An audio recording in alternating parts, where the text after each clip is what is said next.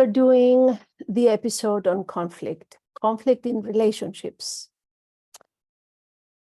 how it forms, why it forms, what it signifies, and how to clear it, especially how to clear it and move on. As we continue to make our ways to harmony, because this season, the focus is how we move from the basics to, which is trust, and everything in between to reach harmony in relationships. We talked about trust, we talked about love, we had episodes about love, opposites attract and how it affects the relationship, communication, and if you have communication, you have conflict. So conflict is inevitable in relationships. It does not reflect if a relationship is successful or failure. So if a relationship has conflict, it doesn't mean that it has problems. A lot of people equate that if a relationship has conflict, it has problems. The most significant part here is if there is conflict, how to clear it and move on. That's where a lot of relationships go wrong. That's where bigger problems begin to form. Actually, not having conflict in relationships, that's the problem. You see, it's not a problem to rock the boat, as long as it's not rocked to the point that it sinks, of course. It's how do you rock it and find a way to stabilize it. But if you never rock the boat, things start to pile up. And that is what might sink the boat. Heavy, heavy, heavy. So not having any, external showing, because there's always differences, there's always judgments going on inside. So not showing it and swallowing it every time it piles up with your partner. And there are relationships that the partners never admit or never allow themselves to have any outward conflict with each other. But inside, I bet there are resentments, judgments. It's not expressed. And that is what puts weight on the boat. What is conflict? Well, basically, it's a disagreement. Basically, it's a disagreement between two people, and there is a judgment of the other. And what do you judge about the other? You judge about the other where they hold a different opinion, and you begin feeling you're right and they're wrong. And it's an effort to convince the other that you are right and they're wrong. If you listen to the previous episode, we talked about the two, I think two of them. I think it was number 3 or 4, number 3. Opposites attract.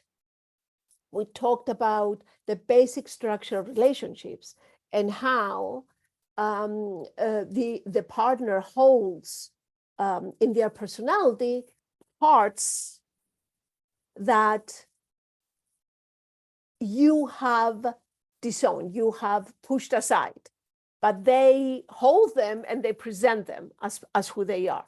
And that's when conflict that is actually what you find to judge about the other person. So when there is conflict and is resolved by just saying, I'm sorry. So we have a fight, and then there is some calmness or there's some silence. And then you go to each other and say, I'm sorry. I want you to apologize. Okay, I apologize. That doesn't mean that cleared at all. And that's another mistake that couples make. They think just asking for apology or apologizing themselves, now everything is fine. No, it's not fine. Because when you create conflict, a lot of aspects of who we are get activated, and they need to be looked at if you want to clear it and move on. Relationships move on only if it's clear. So unspoken resentments start to pile up if you don't clear conflict. Unspoken resentments are emotional indigestion that it never gets addressed. It builds up and it goes under the carpet. And after a while, the carpet gets bigger and bigger. It becomes a mountain between two people. If too much time passes by and nothing is addressed, and the carpet, under the carpet, you have a lot of unspoken resentments, it's too much then to lift the carpet to start clearing, because it's too much. It stinks down there. You don't want to even bother with that. And by the way, that's when, so why don't all couples that have conflict go to therapy? Why some couples go and some couples don't? Because the relationship reaches a point that too much has accumulated. And now it's almost an impasse. And now there is a sense of exhaustion about even wanting to work on the relationship.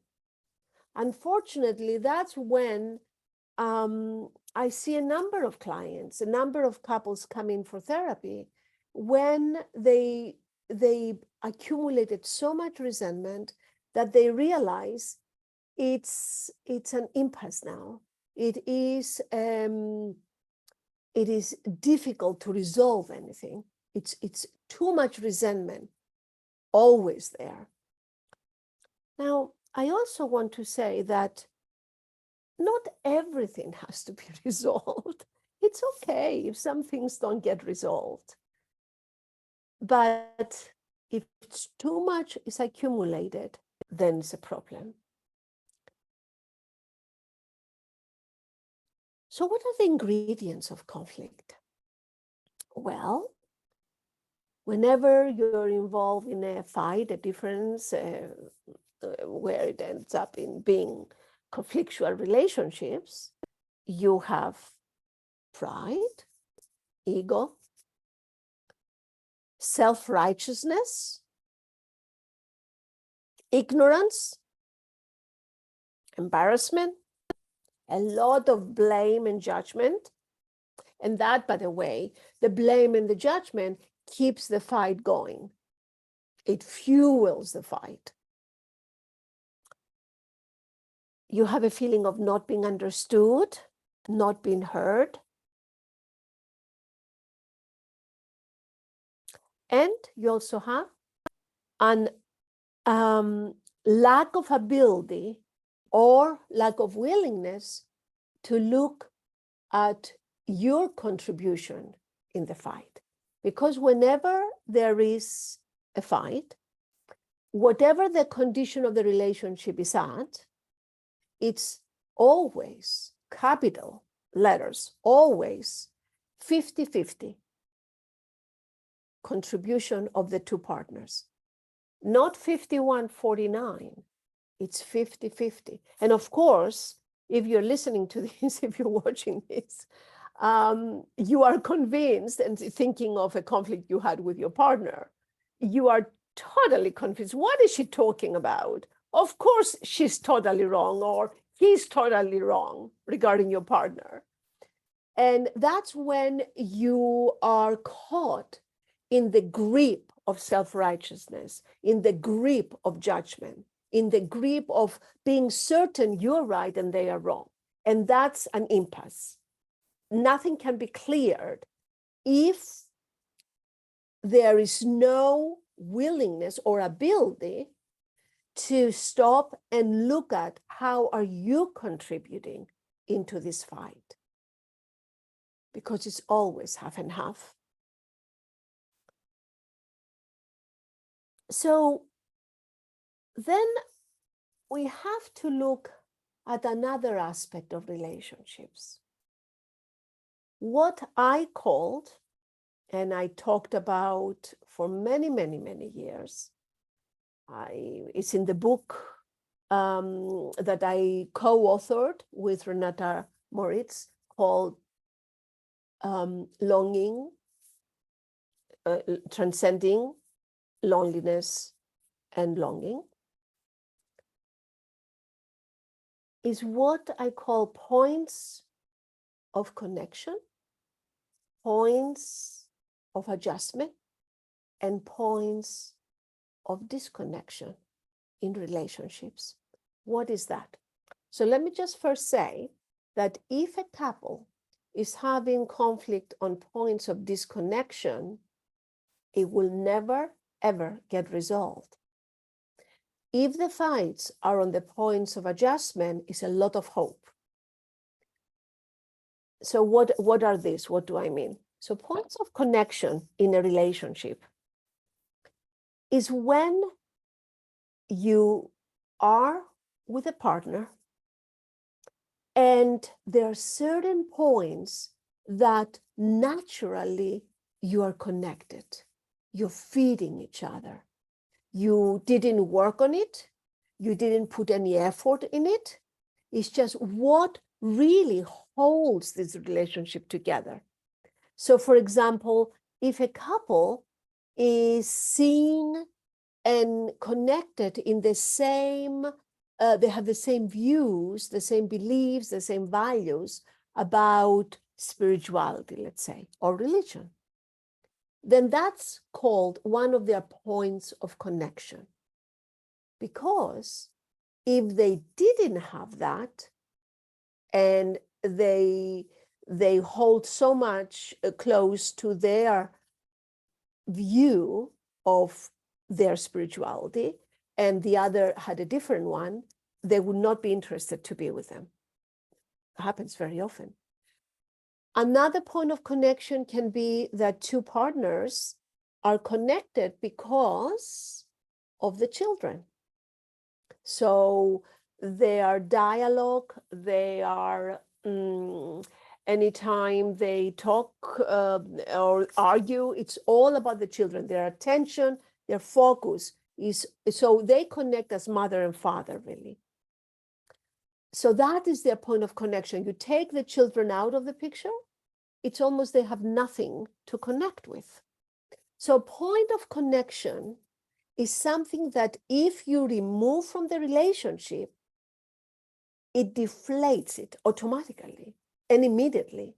There's nothing more. There's not any momentum, any energy to keep the two people together. The point of connection, sometimes it's very difficult for couples to recognize, but think about it in that form. If what in your relationship right now, and it can be with your partner, and this also applies to friendship, to relationship with family, to any relationship really. What aspect, if you take away from this relationship, there's absolutely no reason to connect, to be together. That's how you find your point of connection. So there's never any fighting about point of connection, because it's actually the point that the two of you are doing very well together, that you are agreeing, you're moving together in the same rhythm, in the same pace. It's holding you together. And it's there, it's present from the beginning of the relationship. Perhaps is what attracted you with each other after the physical attraction, Of course, we have reasons why people stay together, meet and start a relationship together. And that has to do with certain aspects that stand out in the other and in the relationship. So these are the points of connection. Points of adjustment is aspects in relationship where there is conflict, there is disagreement, but there is willingness, openness, awareness, energy to work on it from both people. There's an agreement and a readiness to work on the differences, on the point of conflict from both people. So, for example, if let's say I am the kind of person that when we go together on vacation, I don't like any schedules. I just like to wake up every morning and just be very spontaneous and take the day as it comes. And my partner is the exact opposite. They like to have very scheduled and predictable program of each day. So that is a point of disagreement. And for example, it can be worked out. One day you take a turn, we do it spontaneously. The other day we do it's scheduled. So you see, this is a benign example, of course, of conflict, but it can be worked out. Again, if both people are willing to be unlike themselves sometimes. That's key in relationships. The willingness at times to be unlike yourself, to do something that you usually don't do. It's not in your repertoire, it's not in your habits, it's not in your patterns. So that's points of adjustment. And these are points that you can fight, you can clear, and you move on. These are points that when I see couples in therapy, if what they are conflict, they are presenting concern, what they bring in therapy belongs to the points of adjustment, we can really, it's so much hope, we can really work on it. And I've seen incredible shifts in couples and resolved and moving on. However, if the conflict and the fights are about points of disconnection, then it's a whole different story. So what are points of disconnection in relationship? It's really when there cannot be any change. As a therapist, that sounds very strange language, no? Because therapists, we are trained to have hope and to think that we can resolve anything. Okay, that's fine for a lot of therapists too, and a lot of people to think about that. But in my many years of experience, I realized after working with hundreds of couples that there are points of disconnection where there are points in the personality that as much as they try, they're not going to move, at least in this lifetime. They're not going to change. They're not going to agree. These are points that, for whatever reason, I don't know for what reason, you know these points, you identify these points because they repeat themselves. They just, you think you resolve it, and here we go, it comes back with the same intensity. People come to therapy, they went to therapy for years and years, and still the same difference seems to be there. So those points that repeat and you try to resolve it, you went to therapy and they keep coming back, it's about time to realize they belong to points of disconnection, points that for whatever reason, they are not going to shift.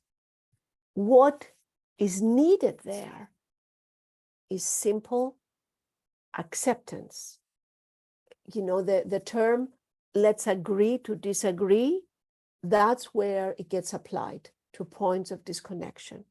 And you can recognize that by thinking on what are the differences that we keep going back and they don't resolve. So why did I go into this detailed description of points of connection, points of adjustment, and points of disconnection? It's because when you have a fight or conflict and the theme and the pattern belongs to the point of disconnection, there's no moving on. You just accept that on that subject, on that point, is not going to be any resolution. And you just accept it and you leave it alone. What I'm talking about today is points where there can be adjustment. There you have two people that recognize this is a problem, it doesn't work for me, let's work on it. And I'm willing to try different ways. Those are points of adjustment. So conflicts can be resolved if they belong in the points of adjustment. You didn't know there are two kinds of conflicts, did you? So first of all, you have to recognize in what category, so to speak, category your conflict belongs. And if it's points of adjustment, then there are some specific skills, because you do need specific skills to resolve conflict. Some people are just, they have these skills naturally. They witness their parents use them successfully. So it's, they grow up with it. And some of us have to go to therapy, they have to listen to this podcast or see this video to become at least aware of and give it a try, put it into practice. Because after all, my podcast is, yes, I'm giving information, but because of the name, awareness sucks. After awareness, if you don't put it in practice, so you know more now. So how do you what skills do you put in practice in order to resolve conflict? Clearing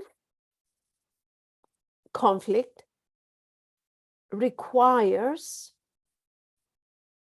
first of all, after you have a fight, you both need to be calm. You need to wait.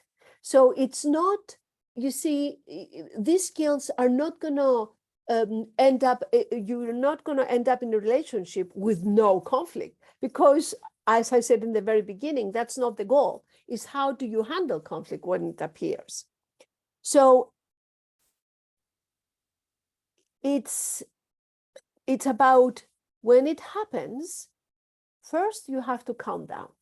You have to wait. I don't know how long, but both people have to reach a point of being calm. Because when you're in the middle of conflict, you never resolve it. That's a guarantee. When you're in the middle of anger, of judgment, of hurt, of that you want to attack, it's no way you can resolve conflict. So the first step is wait until you're both calm down. The second is that you have two partners willing to look at it, to work on it. So every reaction carries an underlying state of vulnerability. That is crucial to know. And when I talk about vulnerability, I am not talking weakness, because whenever I present in classes or in different presentations, and I ask people, how do you define vulnerability? What is vulnerability? The first word that comes out is weakness, not in this theory, not in this way of working. Of course, the next episode will be about vulnerability, all about vulnerability. But for right now, I just want to emphasize that under every angry reaction, strong charge reaction in attacking, in blaming, in judging, there is always an underlying vulnerability. By the way, our body senses it first before we even understand. If we only learn to trust the sensations of our body, we'll be in a very better position. The body somehow, if we get attacked, knows it. You feel the sensation before you realize what's going on. So trust the sensations of the body. So spending some time trying to find, so when you calm down, you spend some time to first realize for yourself where you were touched in your vulnerability. What's the state of vulnerability? Were you hurt? Were you insulted? Did you feel abandoned? Do you feel disrespected? Do you feel threatened? Are you exhausted, tired? Are you scared? Do you feel lonely? Are you hungry? Are you stressed? Are you sad? Do you feel misunderstood? Blamed? Are you jealous? Do you feel disappointed, helpless, or hopeless? Do you feel inadequate? Do you feel intimidated? You see, all these are states of vulnerability that we react to. So this might be the feelings underneath, but let's say if you feel abandoned or hurt or insulted, the most common reaction. So a state of vulnerability is one level, and reaction is on top. It's the other person, usually the partner, usually sees your reaction, hears your reaction, feels your reaction, but has no idea about your state of vulnerability. And it's a problem if you also don't know about what vulnerability was activated in this conflict. So the reaction might be shutting down, becoming defensive, blowing up, silent treatment, blaming, attacking, you're punitive, you become punitive, judging.